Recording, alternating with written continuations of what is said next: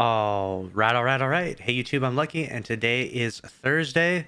This is going to be the first TWAB of Season 15, and there's a lot of really exciting news, some very exciting TWAB for the first season. Everything is focused around Bungie's complete overhaul of the light-based subclasses. So right now, you know that the subclass trees are pretty simplistic when it comes to the light-based subclasses. They used to be really awesome back in D1, but the new subclass, the Stasis subclass that came with Beyond Light, has a much more intricate and much more customizable tree, which is a lot more fun for creativity and so on and so forth. And what Bungie is looking to do is actually come up with a 3.0 system where they're going to adjust all of the light-based classes, starting with Void. So let's go ahead and scroll through here. We got This Week at Bungie. They give us an update of everything. If you haven't already seen all this stuff, there's quite a bit. I've covered videos on pretty much everything. We're also doing a Team Rubicon and direct relief effort where you can donate to help some people IRL, a lot of big things going out there in the world. Bungie trying to do some good. And right now I'm going to hop into the Sandbox Changes, though, because that's the focus of this video. We have Kevin Yanes, who's the abilities team. He gets straight into the business, and there's not going to be any new Darkness subclass or anything like that launching with the Witch Queen. However, I did just watch an interview with Joe Garoth, who said that there is a new subclass they're working on. They're just not launching it right now. So there will be a new subclass at some point in time. It's just not going to be with Witch Queen, so keep that in mind. And then we also have there are no new stasis aspects and fragments arriving alongside Season of the Lost.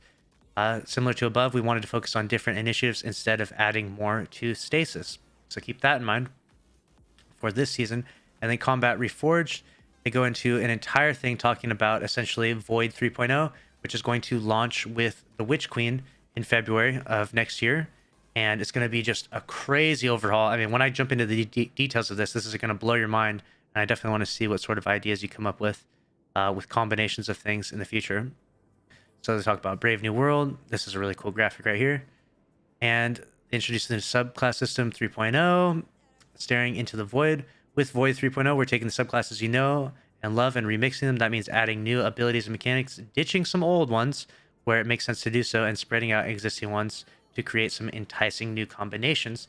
So essentially, like right now on, if say you're on a Void Hunter, you pop a Spectral Blades, right? You have no way of going invisible other than like True Sight if you get that crouch headshot. But if you're on top tree tether or bottom tree tether, you can go invisible by using your dodge or throwing a smoke, right?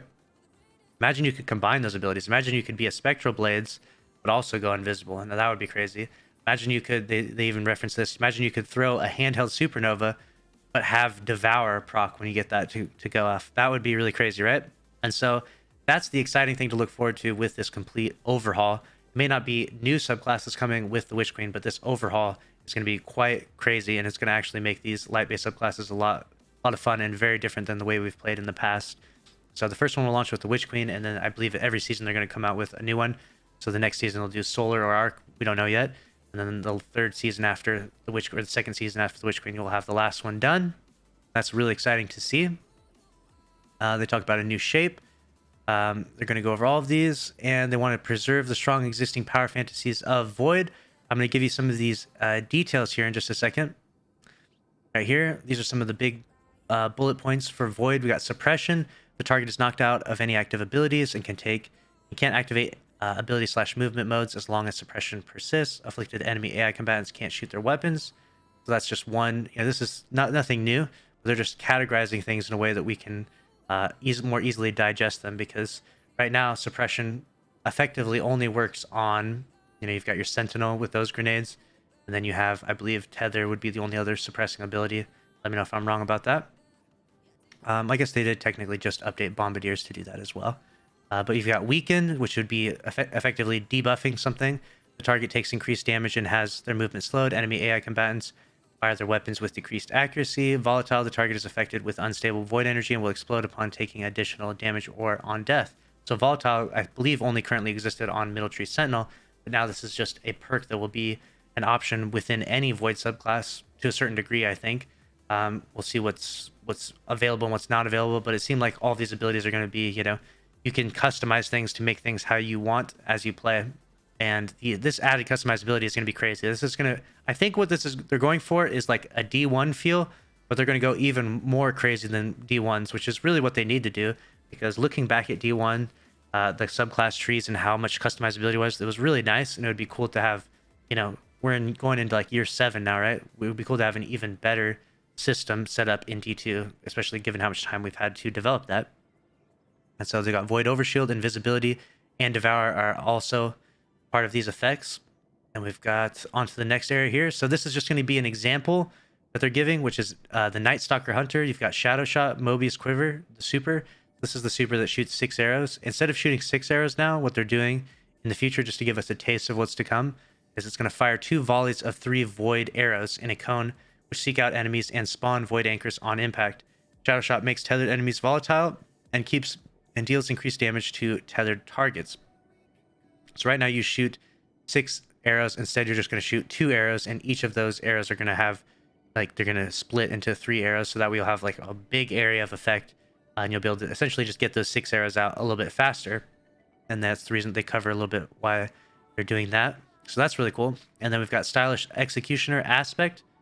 Defeating a weakened, suppressed, or volatile target grants invisibility and true sight. After performing a stylish execution, your next melee attack, while invisible, weakens enemies. A twist on Middle Tree Night Stalker's current flawless execution perk. This aspect lets the hunter specialize in defeating debuffed enemies while keep looping their invisibility. That sounds crazy. So as you continuously defeat enemies that are weakened, suppressed, or volatile, you can keep that invisibility effect. So things are about to get really crazy for Void Hunter, that's for sure. I'm really excited for Void 3.0, and you definitely should be as well too. You're out there. We got Sentinel Titan. We'll cover a little bit of this. Overwatch Aspect. Cast a Void Empowered Barricade to grant a Void Overshield to yourself and nearby allies. The Empowered Barricade slowly regenerates the Void Overshield of allies bunkering behind it. So putting your wall down is going to give you an Overshield. That's wild.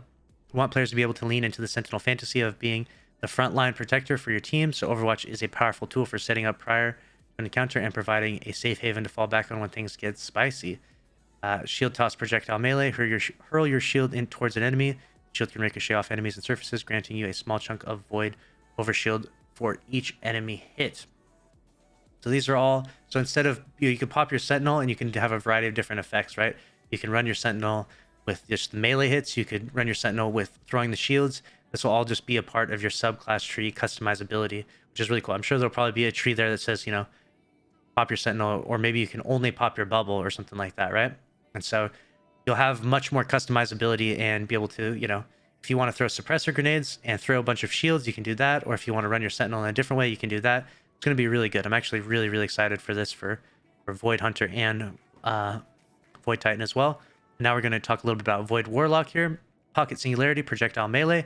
Launching a tracking unstable ball of void energy that detonates when it's near an enemy, pushing targets away from the blast and making them volatile. So it'll give them that volatility aspect that we have right now in the game, but it'll also push people, which would be very comparable to like handheld Supernova pushes people.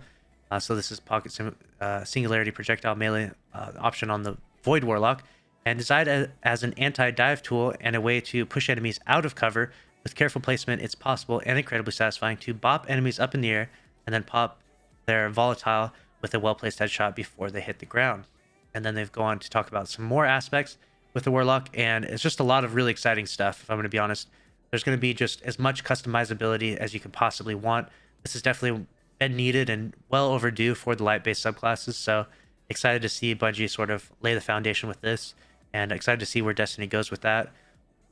There's nothing else too notable in the TWAB from this week. We do have Prime rewards, so if you want to drop a sub on the Twitch channel, you can get this stuff, and then they go over a variety of different errors. Obviously, there's going to be quite a few bugs. It's a brand new season, and they're going to have to iron through all these bugs and stuff. So that's a wrap on this week's TWAB. Let me know which subclass you're most excited for.